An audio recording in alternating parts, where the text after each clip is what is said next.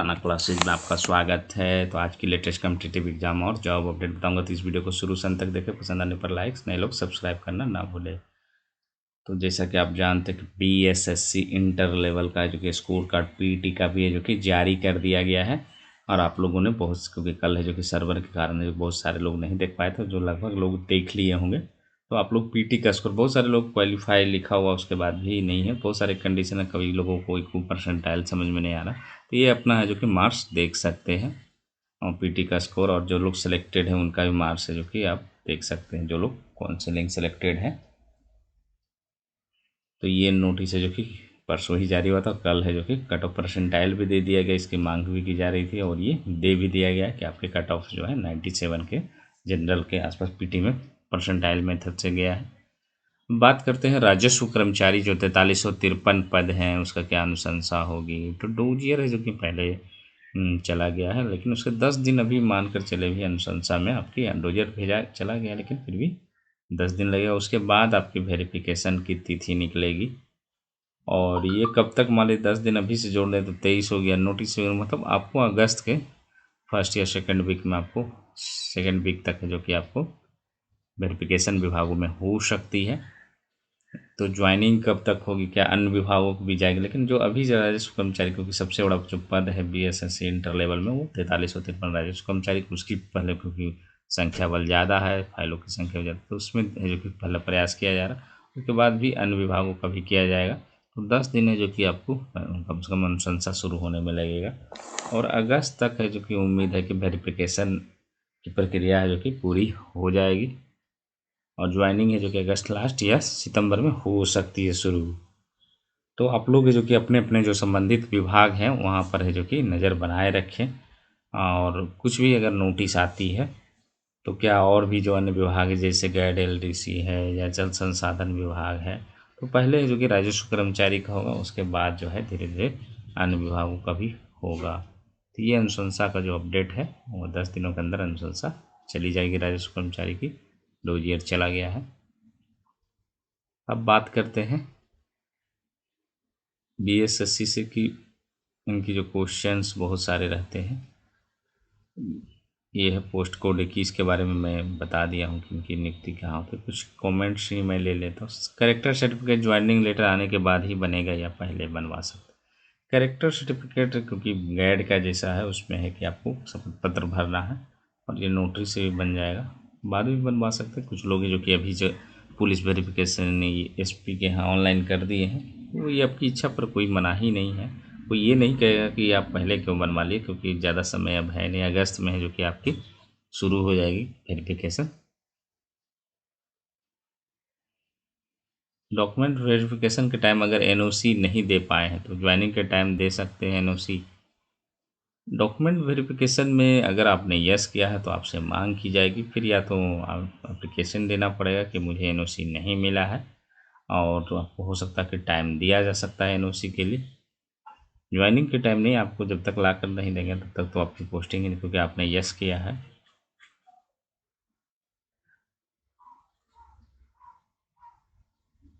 PT का admit card नहीं है तो प्रॉब्लम नहीं, इससे कोई प्रॉब्लम नहीं होगी। जो आपने डॉक्यूमेंट बीएसएससी में दिया है वो ज़रूर रखें।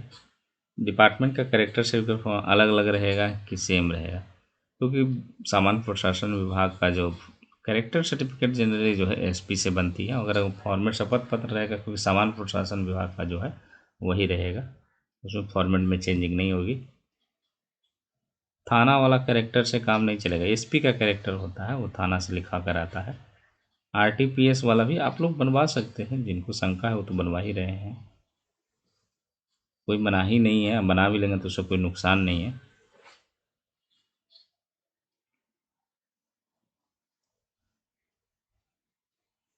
जॉब में है तो करेक्टर बनवाना पड़ेगा। जॉब में है तो जहाँ पर जॉब में है वहाँ से बनवाना पड़ता है करेक्टर, क्योंकि आप वहाँ के पता में जहाँ रहते हैं वहीं पर बनाया जाता है। हालांकि ये कहीं नहीं लिखा हो करेक्टर सर्टिफिकेट। शपथ पत्र की भले ही चर्चा है, शपथ पत्र तो आपको नोटरी से भी बन जाएगा।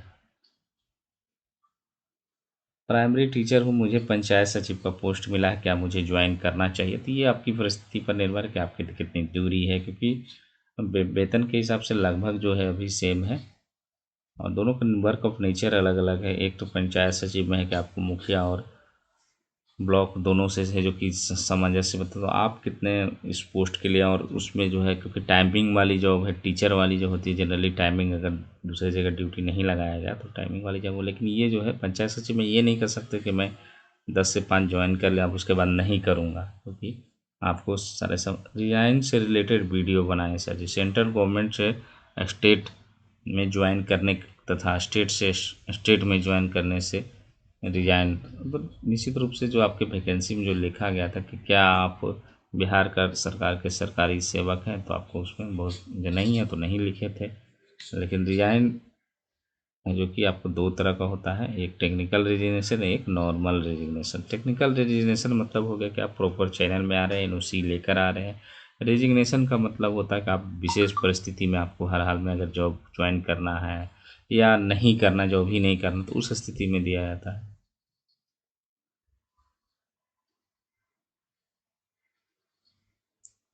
लीव बताएं बिहार गवर्नमेंट में।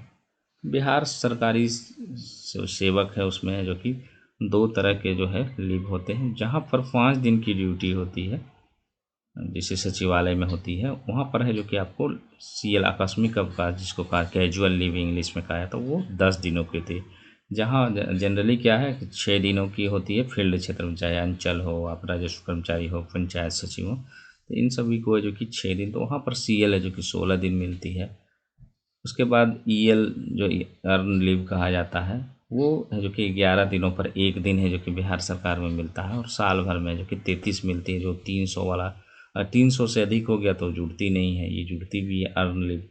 तो ये दो छुट्टियां जो कि मेनली है जो कि आपको बिहार सरकार में मिलेगी। समय है जो कि आपको अगर क्षेत्रीय कार्यालय में है तो 10 से 5 है। ठंड के दिनों में नवंबर से लेकर आपको फरवरी तक है जो कि 10:30 बजे से 5 बजे तक ऑफिस। अगर सचिवालय में आपकी पोस्टिंग होती है जैसे एलडीसी सामान्य प्रशासन विभाग या किसी विभाग का वहीं पर रख लिया विभाग में, वहाँ पर 9:40 से जो कि 6 बजे तक ड्यूटी रहती है। 5 दिन ड्यूटी रहती है, सोमवार से शुक्रवार, शनिवार और रविवार छुट्टी रहती है। लेकिन ऐसा आप नहीं कर सकते कि एकदम आना ही नहीं है। अगर वर्क रहेगा तो आपको बुलाया भी जा सकता है। फील्ड में जो कि आपको सोमवार से जो कि शनिवार तक ड्यूटी, रविवार है जो कि ऑफ रहता है। लेकिन आपको अगर वर्क है तो आपको करना पड़ेगा।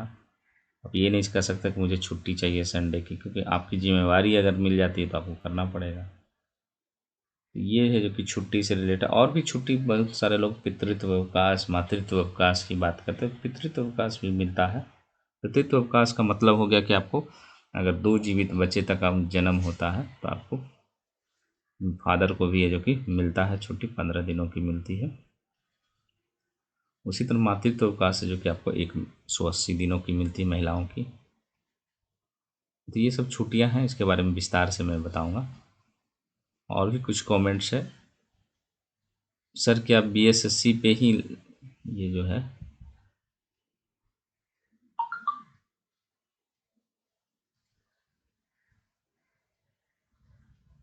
उत्पाद निबंधन के बारे में, जो कि मैंने निबंधन के बारे में बताया हूँ। सर मैं रेलवे एम्प्लाई हूँ और एनओसी नहीं दे रहा हूँ, तो क्या करना चाहिए? Please answer. एनओसी नहीं दे रहा हूँ तो आप अगर एनओसी नहीं दे रहे तो आपको रिजाइन मारना पड़ेगा, नॉर्मल रिजिग्नेशन देना पड़ेगा, फिर वो भी एक्सेप्ट होना चाहिए। मेरा अक्टूबर 2021 में एमटीएस में ज्वाइनिंग हुआ था। मैंने डॉक्यूमेंट्स वेरिफिकेशन गवर्नमेंट जॉब में नोट किया है, तो हमको क्या करना चाहिए? तो आपको जब मांगा ही नहीं जाएगा तो आप डिजाइन देकर आ सकते हैं।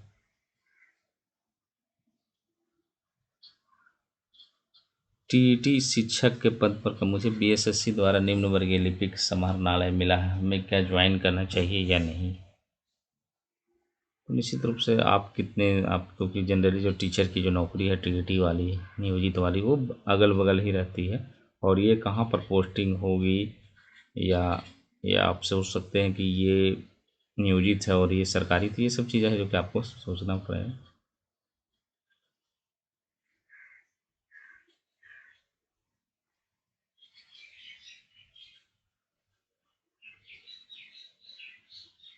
बहुत सारे लोगों का जब